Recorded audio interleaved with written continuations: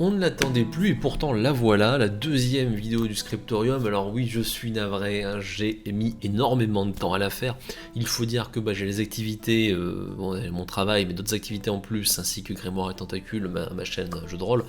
Ça faisait beaucoup, j'ai pas forcément eu l'occasion de beaucoup en profiter, mais là, j'ai ma journée aujourd'hui, donc je vous avoue, j'enregistre plusieurs vidéos à la suite, comme ça je vais pouvoir les sortir et les enquiller, puisque la BD sort le 20 mai 2022, donc ça se rapproche. Il va falloir un peu que j'enchaîne hein, si je veux rattraper le rythme. Aujourd'hui, on va parler d'un thème qui n'est pas forcément le thème le plus léger du monde, mais qui, au moins pour certains aspects, peut être un thème qui va beaucoup vous intéresser, c'est-à-dire celui du contrat. Donc je vous rappelle, hein, dans la première vidéo, on avait parlé un petit peu de le projet, comment on fait le projet, comment on l'envoie, ce genre de choses. Alors c'était général, hein. On va rester sur des grandes lignes ici, je ne vais pas vous faire la liste de mon propre contrat, mais ça va vous donner quand même à peu près les éléments qu'il compose. A noter cependant que, une fois encore, je ne suis pas spécialiste, hein, je vais vous parler de mon ressenti, de mon vécu, et en fonction de ça, je vous invite après, si vous voulez en savoir plus, à chercher différentes informations. Et pour le contrat encore plus, je vous rappelle que moi, dans mon cas, c'est par rapport au droit français. Donc si vous êtes nos camarades de Belgique, de Suisse, ou d'ailleurs en francophonie, soyez conscients que le contrat n'est peut-être pas le même. Pour démarrer donc, côté contrat. Tout d'abord, si vous en êtes au contrat, félicitations. Rappelez-vous, vous avez envoyé le dossier, on vous a dit oui, et c'est une excellente chose, mais attention, attention, pour l'instant, rien n'est signé, donc rien n'est acté. Et pour l'acter, eh bien, il va falloir signer un contrat. Jusqu'à présent, vous avez échangé, vous avez eu peut-être une confirmation verbale ou par écrit, mais comme vous n'avez rien signé, vous n'êtes pas encore lié avec cet éditeur. Et lui d'ailleurs n'est pas lié avec vous non plus. Il faut quand même rester la tête froide, puisque des soucis de dernière minute, des désaccords de dernière minute peuvent très bien arriver à n'importe quel moment de la progression de votre dossier. Mais mettons, c'est bon, c'est acté, vous allez signer ce contrat. Et tout d'abord, ce contrat, vous allez le négocier. Il va falloir parler de certains points, d'autres, on va vous faire une offre, vous allez faire des contre-offres, ce genre de choses. Évidemment, le degré de négociation, ça va dépendre de votre envie de négocier et de ce qu'on vous offre, et forcément, hein, ça va être tout un parcours, mais dans l'ensemble, mettons, vous arrivez face au produit final, vous avez votre beau contrat, et bien on va voir un peu ensemble ce qui contient ce contrat. Il contient beaucoup de choses, évidemment. Vous vous en doutez, il va contenir des droits pour vous, mais aussi des devoirs pour vous, et la même chose du côté de l'éditeur. Qu'est-ce qui va se passer ? Tout d'abord, sachez que avant de signer un contrat, c'est encore une fois évident, mais ça fait pas de mal de le rappeler, il va falloir être prudent parce que le dit contrat vous engage pour une durée bien longue. Ça peut aller jusqu'à 70 ans après votre décès. Autant vous dire que ça peut faire une assez grande surface. Évidemment, ça peut être réduit, hein, ça peut être beaucoup de formats différents, mais ça peut aller très loin. Vos droits de propriété intellectuelle peuvent aller jusqu'à une bonne durée, et donc vous vous engagez pour cette durée. Qu'est-ce qu'on va y trouver ? On va y trouver plusieurs catégories de droits, certaines qui sont liées à votre nature d'auteur, d'autres qui sont liées au fait que vous cédez une partie de vos droits, donc ça c'est tout ce qui va être rémunération et ce genre de choses. Et je me doute que c'est a priori la partie qui vous intéresse le plus. On va s'intéresser d'abord un petit peu au côté pognon. Pourquoi le pognon ? Parce que déjà c'est bien, généralement on aime bien le pognon, hein, on va pas se mentir. On peut vivre sans ne penser qu'à ça, mais vivre sans du tout, c'est plus compliqué. Comment et qu'est-ce que va vous rapporter votre cession des droits pour votre BD ? Il y a plusieurs catégories qu'on va voir, plusieurs possibilités aussi, mais après on s'intéressera à la plus courante. Tout d'abord, il y a une première somme que vous pouvez toucher qui va être de plusieurs natures possibles. La plus classique, on va dire, ça va être l'avaloir. Je vais vous en détailler un peu plus parce que c'est le plus courant. Mais vous pouvez aussi toucher des sommes forfaitaires, une somme fixe. Par exemple, avec des avaloirs en plus à côté, il peut y avoir beaucoup de combinaisons.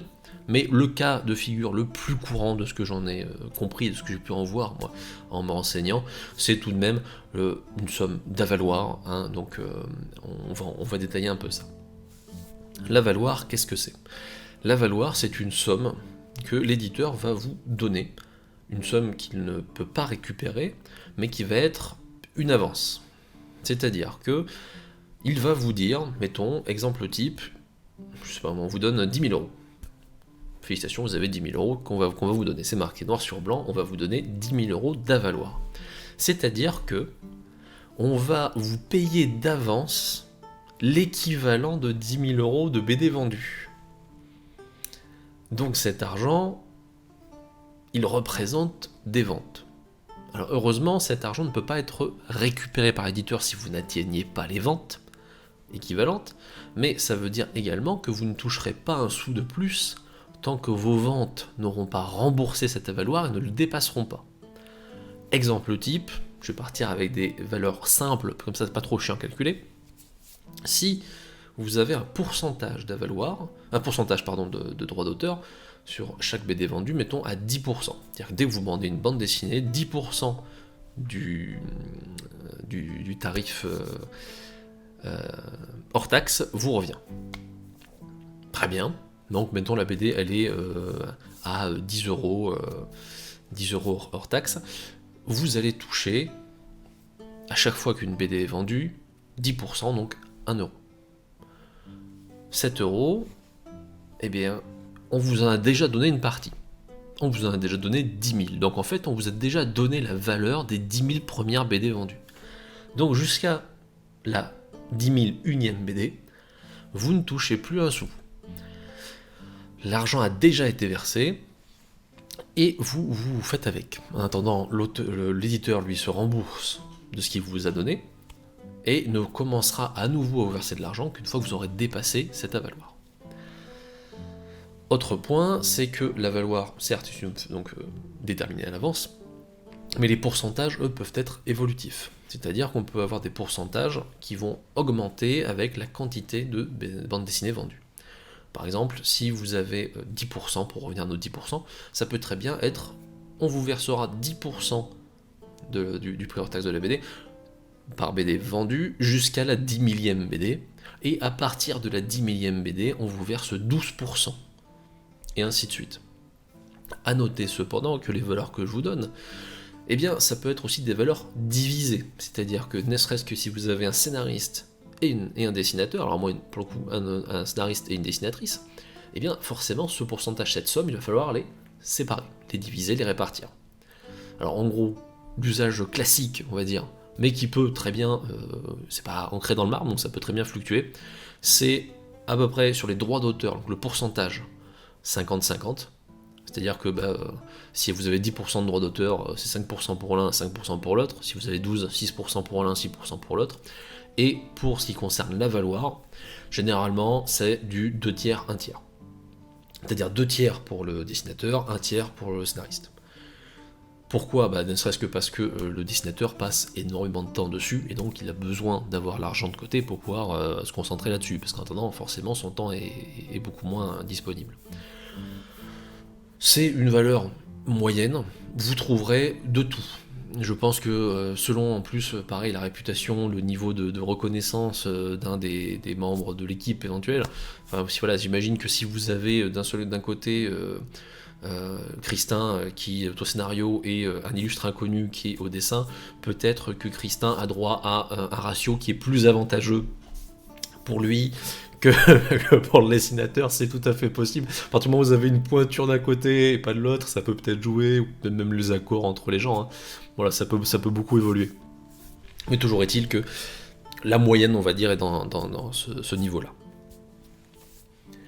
Donc cet argent, il va rentrer petit à petit, mais ce n'est pas un argent qui est gratuit, complètement net, hein. C'est pas juste directement dans votre poche et tout va bien, puisqu'il va falloir d'une part payer des cotisations dessus, et de l'autre ensuite payer vos impôts, parce que les impôts évidemment eux ne vous oublient pas, ils vous retrouveront quoi que vous fassiez, et donc il va falloir leur verser leur dû. Ça peut représenter quand même une certaine partie de la somme. Pour vous donner une idée, je pense que de base, alors je fais quelques calculs, selon comment vous déclarez cet argent, si vous avez plusieurs possibilités, bon ça je vais en parler un petit peu, mais je vais survoler parce que je suis pas sûr que ce soit particulièrement intéressant, sauf si vous-même vous êtes en train de chercher comment vous allez vous faire payer la BD, auquel cas je vous donne les grands mots, mais après vous irez trouver ailleurs ce qui vous intéresse. Je précise d'ailleurs que je vous donnerai quelques liens au fur et à mesure de ce que je vais parler, qui peuvent être utiles, notamment pour comprendre plus en détail les contrats, si vraiment ça vous intéresse beaucoup ou que vous êtes concerné, et comprendre un petit peu aussi comment marche justement le côté financier de la bande dessinée. Donc pour revenir à nos moutons, donc cet argent il n'arrive pas complètement dans votre poche, puisqu'une partie donc, va servir des cotisations diverses et variées, vous avez un statut qui va être lié à ça. Pour tout ce qui est de la bande dessinée, par exemple, vous allez voir le statut d'artiste-auteur, qui peut donc vous donner certaines possibilités et aussi certaines contraintes. Vous allez voir, c'est tout un pataquès administratif sur lequel je ne vais pas m'étendre, je pense, pour cause de manque d'intérêt, mais que vous pourrez trouver quand même en lien, encore une fois, si vraiment vous êtes curieux. Qu'est-ce qu'on va retrouver d'autre, à part donc cette somme qui va être le gros, ça va être le gros du revenu que vous allez toucher de la bande dessinée, cet avaloir et ce droit d'auteur, sachant que de ce que j'ai pu en comprendre, j'ai pas mal discuté avec pas mal de gens, il y a énormément de bandes dessinées qui ne vont pas rembourser le droit d'auteur, c'est-à-dire que vous avez il ne faut pas rembourser l'avaloir, je veux dire. C'est-à-dire que l'avaloir que vous touchez au début, pour plein d'exemples de BD, c'est la seule somme que vous toucherez. Tout simplement parce qu'il y a énormément de BD qui se vendent à très peu d'exemplaires, qui sont dans des cadres de petites maisons, ce genre de choses, et donc forcément, vous n'allez pas monter à des milliers des cents de plus. N'oubliez pas cependant que l'éditeur, lui, n'a pas la même marge que vous, il n'est pas sur les mêmes calculs, et que donc forcément, lui, il trouvera son compte avant même que vous atteigniez votre dépassement d'avaloir. Voilà, c'est deux calculs différents, l'éditeur est dans une autre logique financière, donc voilà, vous n'êtes pas sur les mêmes chiffres. Qu'est-ce qu'on va trouver d'autre ? On va trouver également des petits détails qui ont leur importance, notamment par exemple le nombre d'exemplaires gratuits. Parce que quand vous allez signer, vous avez le droit à vos exemplaires gratuits.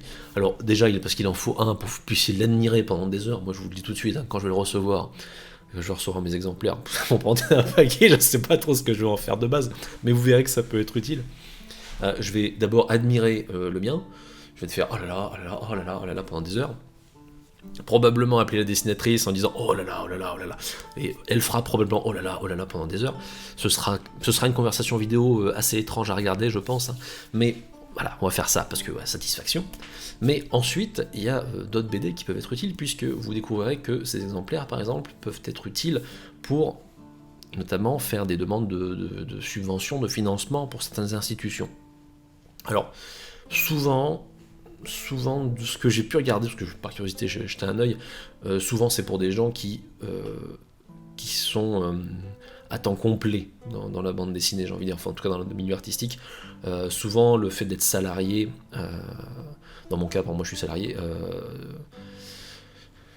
ça va pas vous permettre, il faut que vous libériez un temps, par exemple vous mettre en temps partiel ou vous poser un congé, enfin voilà, c'est des contraintes un peu particulières. Mais voilà, ça peut être utile pour envoyer, pour offrir aussi, que ce soit pour vos proches ou pour votre communauté, si jamais vous êtes des abonnés de Grimoire à Tentacules ou du Scriptorium, forcément je vais en offrir, c'est un peu le jeu aussi. Donc ça, voilà, ça vous fait du stock. On trouvera également, alors là c'est pareil, ça repart sur des questions d'argent et de pourcentage, tout ce qui va être les droits sur l'exploitation. Et alors là ça recouvre énormément de choses, puisque on peut y trouver les droits de traduction, de reproduction, de représentation, tout ce qui est goodies, marketing autour, on a envie de faire une assiette avec vos personnages dessus, et bien ça en fait partie, c'est compté dedans, vous avez des droits qui vont vous être versés sur le bénéfice que va rapporter ce genre de vente de droits. On est sur, alors là tout est possible. Mais évidemment, vous vous en doutez, c'est pas non plus le truc qui arrive tous les jours. C'est-à-dire que, certes, Astérix doit être sur peut-être la moitié des objets existants sur la planète, mais ce ne sera pas le cas de tout le monde. Moi, si on me présente une assiette avec les personnages dessus, bon, je trouverais ça très drôle et je vais la prendre, mais je suis pas certain que ça arrive. Vous voyez ? Donc voilà, c'est plein d'éléments possibles.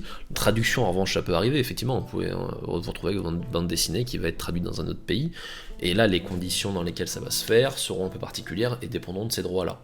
Sachant que ces droits-là sont à part, ils ne sont pas comptabilisés dans l'avaloir. C'est-à-dire que vous pouvez très bien ne pas avoir vendu assez de BD pour rembourser l'avaloir, mais quand même toucher cet argent-là, parce qu'il est dans une autre catégorie. Bref, vous pouvez avoir des flux qui vont arriver de différents endroits, Et vous pouvez aussi avoir un gain financier qui va arriver pour d'autres cas de figure. Et alors ces cas de figure, ça va être tout simplement les sorties. C'est-à-dire que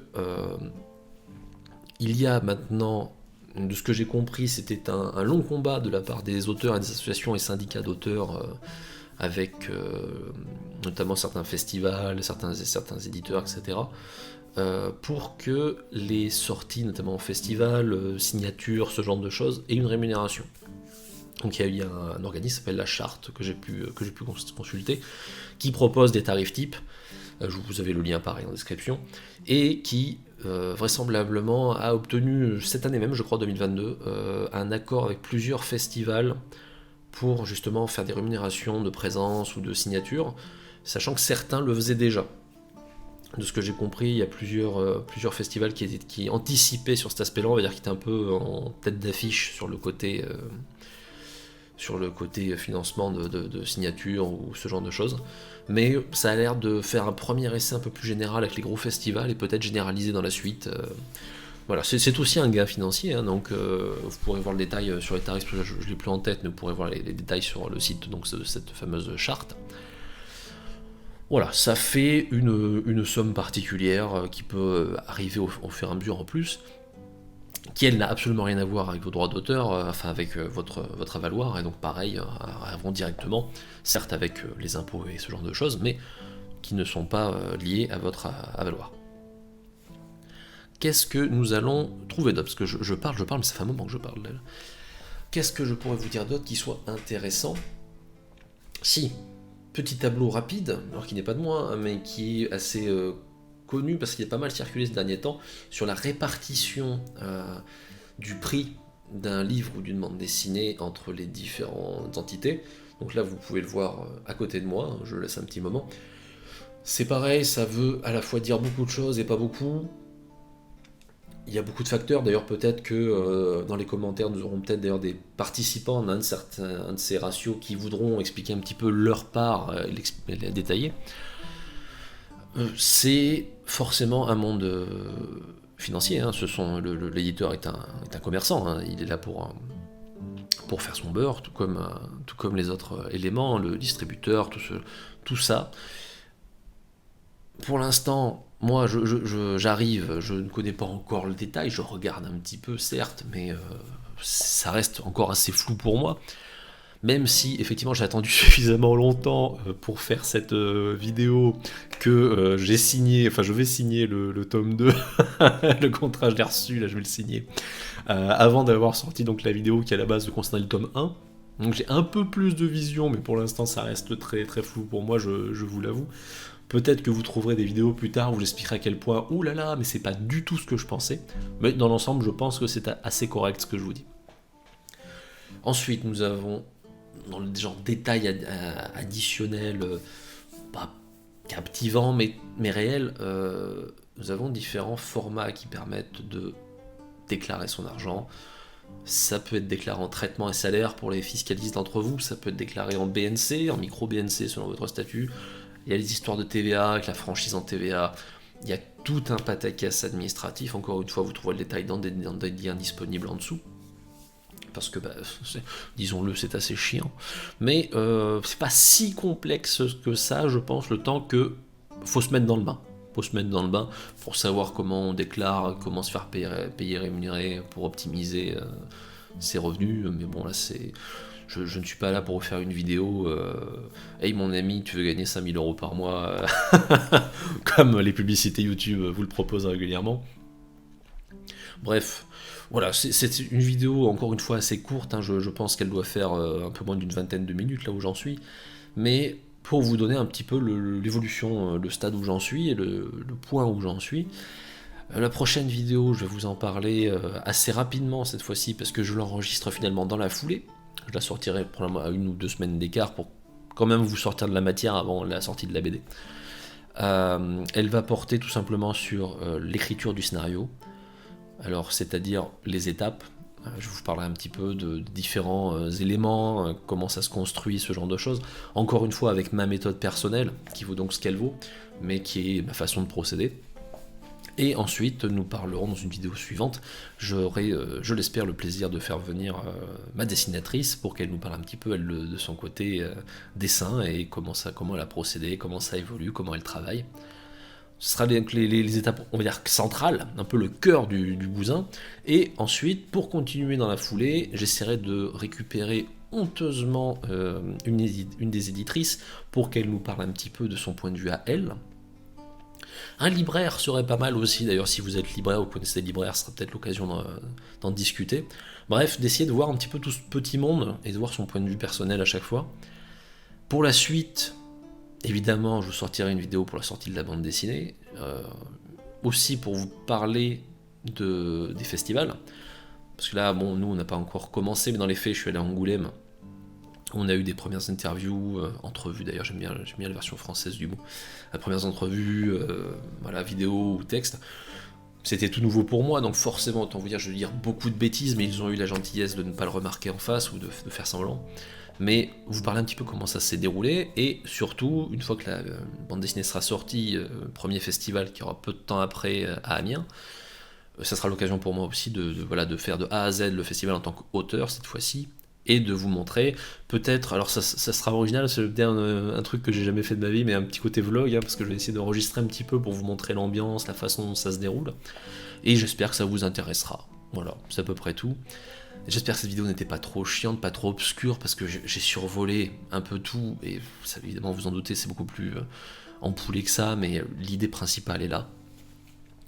Sur ces bonnes paroles, moi, bien écoutez, je vais couper ici, même si c'est faux, vous le savez, parce qu'en fait je vais réallumer juste après pour enregistrer encore la suite. Mais on a au moins cette vidéo-là, elle sort très peu de temps après je l'ai enregistrée, c'est-à-dire le lendemain en fait du moment où je l'ai enregistrée, et je vous souhaite un excellent moment sur le scriptorium.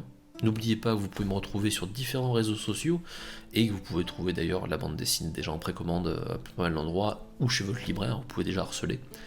N'hésitez pas, et puis à très bientôt. Salut.